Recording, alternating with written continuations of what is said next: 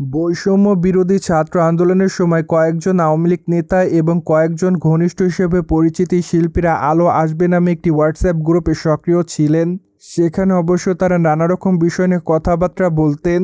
মূলত সেখানকার বেশ কয়েকটি স্ক্রিনশট সামাজিক যোগাযোগ মাধ্যমে এরই মধ্যে ভাইরাল হয়েছে। মূলত গতকাল রাতে তাদের হোয়াটসঅ্যাপের কথোপকথনের বেশ কয়েকটি স্ক্রিনশট সামাজিক যোগাযোগ মাধ্যমে ছড়িয়ে পড়ে। সেসব স্ক্রিনশট ইতিমধ্যে সোশ্যাল মিডিয়ায় সমালোচনার ঝড় বইছে।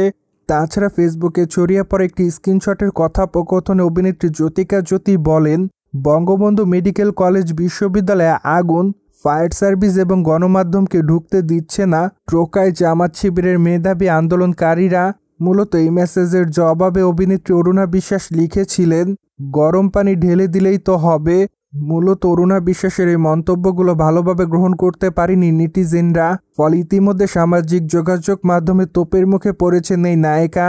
তাছাড়া এবার এই বিষয়টি নিয়ে কড়া সমালোচনা করেছেন ঢাকায় তারকা পরীমণি, যার প্রেক্ষাপটে সম্প্রতি ফেসবুকে অরুণা বিশ্বাসের মেসেজের স্ক্রিনশট শেয়ার করে ঢাকায় তারকা পরীমণি লিখেছেন, অমানুষ, হিংস্র, লোভী, এত হিংসা নিয়ে কখনো শিল্পীর পরিচয় বহন করতে পারবেন না আপনি। মোরোবার পরীমণির এই পোস্টে তাকে অনেকে প্রশংসা করেছেন, অনেকে আবার লিখেছে তুমি অন্যায়ের বিপরীতে কাজ করতে পারো। তাছাড়া তার সহশিল্পীরাও তাকে প্রতিক্রিয়া জানিয়েছে।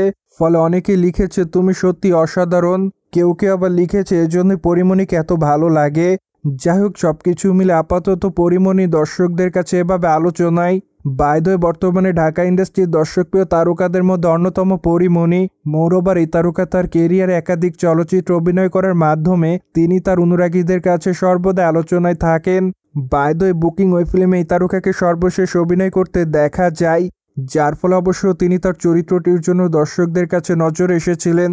অন্যদিকে এই তারকাকে বর্তমানে চলচ্চিত্র অঙ্গনে কাজ করার পাশাপাশি সামাজিক যোগাযোগ মাধ্যমগুলোতে সক্রিয় দেখা যায়, কেননা সেখানে এই তারকা তার এভরিডের আপডেট তিনি তার অনুরাগীদেরকে উদ্দেশ্য করে আপলোড করেন, যার প্রেক্ষাপটে মাঝে মাঝে হট অবতারেও ধরা দেয়। ফলে এই জন্য অবশ্য সামাজিক যোগাযোগ মাধ্যমে সমালোচনারও শিকার হয়।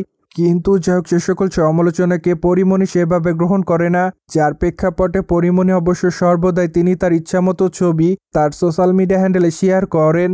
অন্যদিকে পরীমণির একটি ভালো গুণ রয়েছে, সেটি হলো এই তারকা সর্বদাই সত্যের পথে থাকেন।